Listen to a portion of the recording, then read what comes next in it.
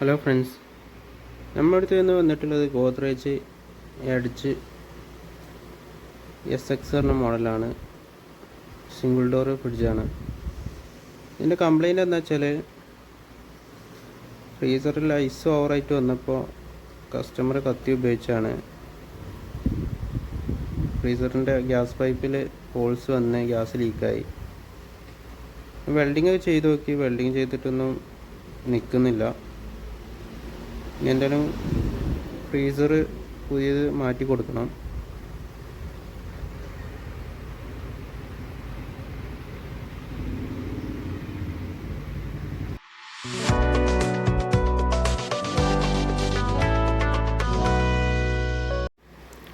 പുതിയ ഫ്രീസർ നമ്മൾ ഓർഡർ ചെയ്ത് പുതിയ ഫ്രീസർ എത്തിയിട്ടുണ്ട്.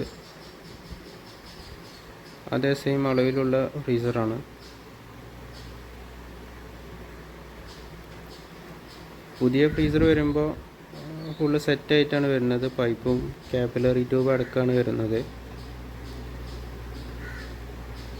ആദ്യത്തേത് ബോഡിക്ക് ഉള്ളിലൂടെ ആയിരുന്നു പൈപ്പ് പോയിരുന്നത്. ഇനി അത് ഒഴിവാക്കിയിട്ട് പുറത്തു കൂടെ വേറെ പൈപ്പ് ഡയറക്റ്റ് ഇട്ട് കൊടുക്കണം.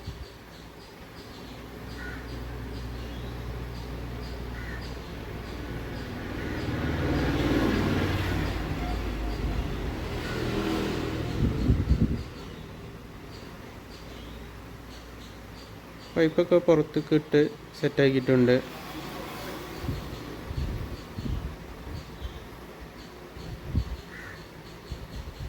ബാക്കിലൂടെ ഈ സൈഡിലൂടെ പൈപ്പ് ഇറക്കി കൊടുക്കണം. പുതിയ സ്ലീവൊക്കെ ഇട്ട് പൈപ്പ് കംപ്രസറിലോട്ട് കണക്റ്റ് ചെയ്യാം.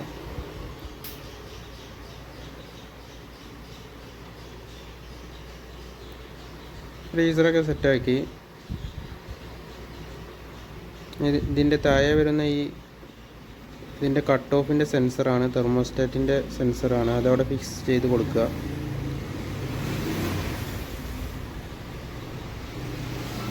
അതും ഏകദേശം സ്ക്രൂ ഒക്കെ ചെയ്ത് കറക്റ്റ് ക്ലിപ്പിൽ കുടുക്കിയിട്ടുണ്ട്.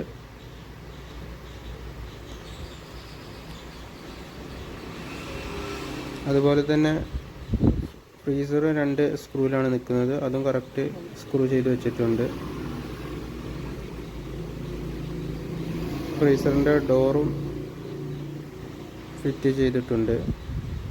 അങ്ങനെ ഉള്ളത്തെ വർക്കൊക്കെ ഏകദേശം കംപ്ലീറ്റ് ആയി.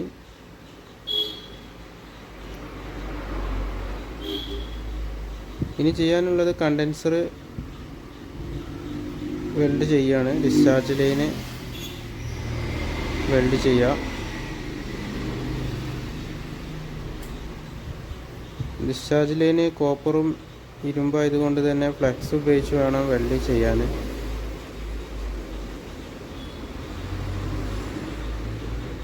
മറ്റേതൊക്കെ കോപ്പർ ടു കോപ്പറാണ് വരുന്നത്. നല്ല രീതിയിൽ ലീക്ക് ഇല്ലാത്ത രീതിയിൽ വെൽഡ് ചെയ്യുക.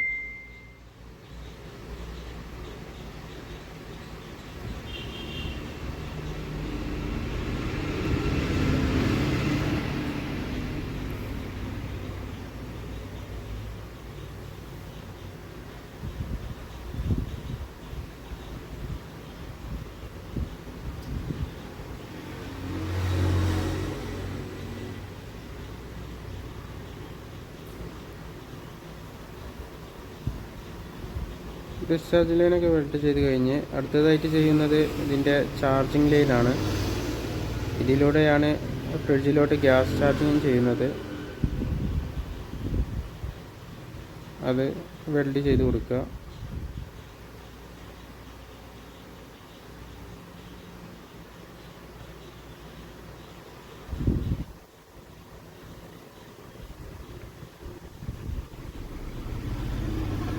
അടുത്തതായിട്ട് ഫിൽറ്ററിൽ കാപ്പിലറി ട്യൂബ് വെൽഡ് ചെയ്യുക. ഫ്രീസറിലോട്ട് പോകുന്ന ലൈനാണത്.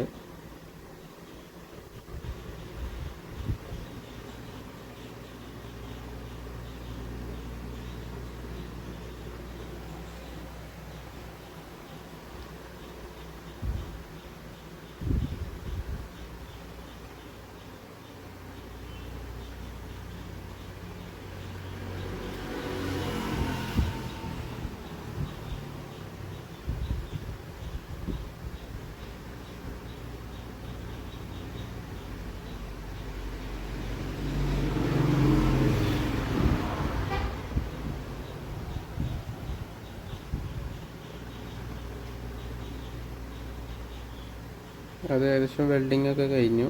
ശേഷം കംപ്രസർ ഓൺ ചെയ്യുക. കംപ്രസർ ഓൺ ചെയ്തിട്ട് ഈ ലൈനിലൂടെ, സെക്ഷൻ ലൈനിലൂടെ എയർ വരുന്നുണ്ടോ എന്ന് ചെക്ക് ചെയ്യുക.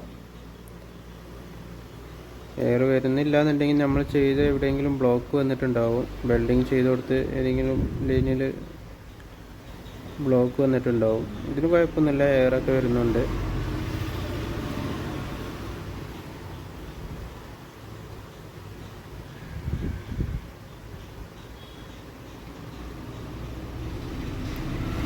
ശേഷം ഫ്രിഡ്ജ് ഓഫ് ചെയ്തതിന് ശേഷം സെക്ഷൻ ലൈൻ കംപ്രസറുമായിട്ട് കണക്ട് ചെയ്യുക.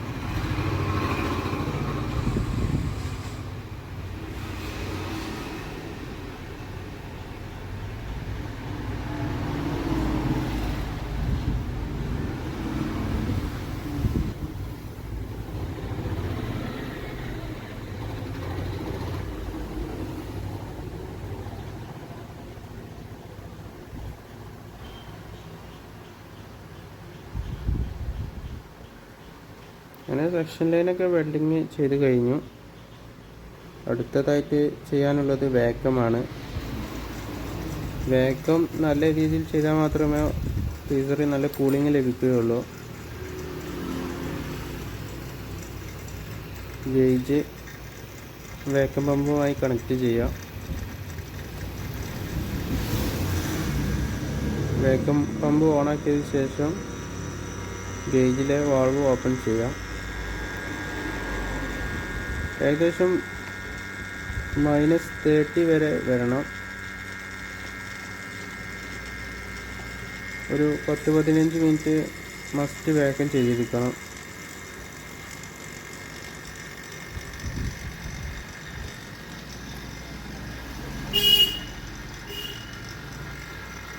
നമ്മൾ വെൽഡ് ചെയ്ത ഭാഗത്ത് എവിടെ ലീക്ക് ഉണ്ടോ എന്ന് അതിനിടയിൽ ചെക്ക് ചെയ്യണം. ലീക്കോ കാര്യങ്ങളോ ഒന്നും ഇല്ലയെന്ന് ഉറപ്പുവരുത്തുക.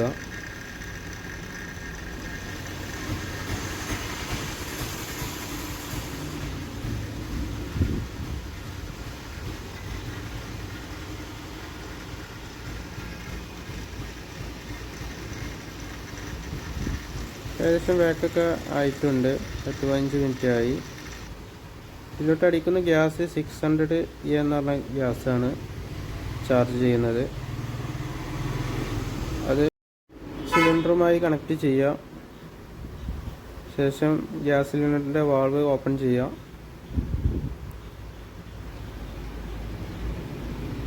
ഗേജിൻ്റെ വാൾവ് ഓപ്പൺ ചെയ്ത് കഴിഞ്ഞാൽ ഗ്യാസ് ഉള്ളിലോട്ട് കയറുന്നതാണ്. ഏകദേശം ഒരു 40 PSI വരെ ഗ്യാസ് ചാർജ് ചെയ്യാം.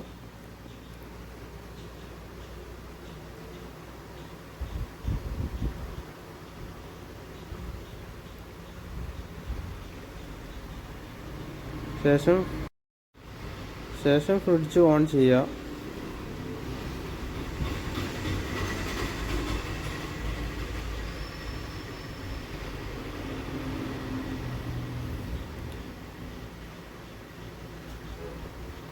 ഫ്രിഡ്ജ് ഓണാക്കി കഴിഞ്ഞാൽ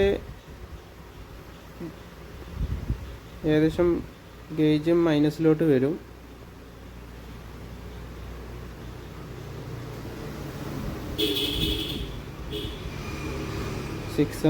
ഗ്യാസിൻ്റെ പ്രഷർ ഏകദേശം 0 to 2 വരെയാണ്.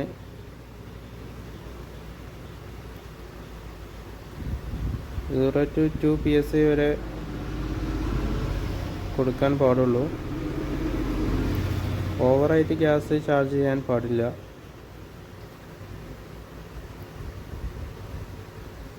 കംപ്രസറിൻ്റെ വർക്കിങ്ങിനനുസരിച്ച് വീണ്ടും ഗ്യാസ് ടോപ്പപ്പ് ചെയ്ത് കൊടുക്കുക.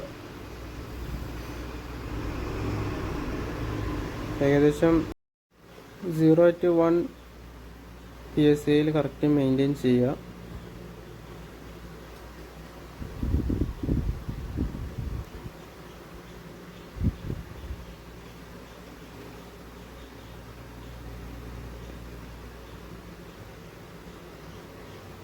കംപ്രസർ പമ്പിങ് ആയി വരുന്നതിനനുസരിച്ച് കേജ് മൈനസിലോട്ട് വരും. വീണ്ടും ടോപ്പ് അപ്പ് ചെയ്ത് കൊടുക്കുക.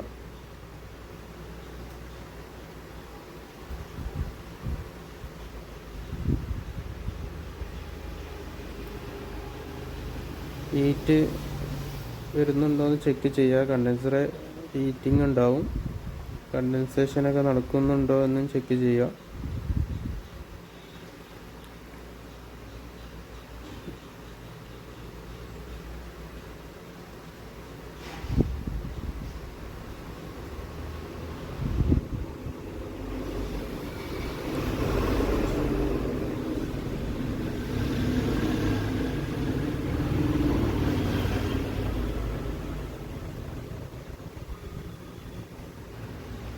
ഏകദേശം ഗ്യാസൊക്കെ ഫുള്ളായിട്ടുണ്ട്. ഏകദേശം 0 ഒരു പോയിൻ്റാണ് കയറി നിൽക്കുന്നത്. 600 ഗ്യാസാണ്. കണ്ടൻസേഷൻ കാര്യങ്ങളൊക്കെ ഓക്കെയാണ്.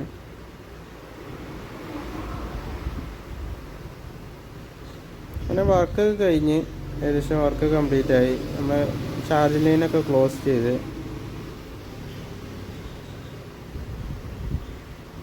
ഏകദേശം ഒരു 2-3 മണിക്കൂർ കഴിഞ്ഞതിന് ശേഷമാണ് ചാർജിങ് ലൈൻ ക്ലോസ് ചെയ്തത്. ഫ്രീസറിലും അത്യാവശ്യം കൂളിംഗ് ഒക്കെ ആയി. എല്ലാ ലൈനും ക്ലോസ്ഡ് വന്നിട്ടുണ്ട്.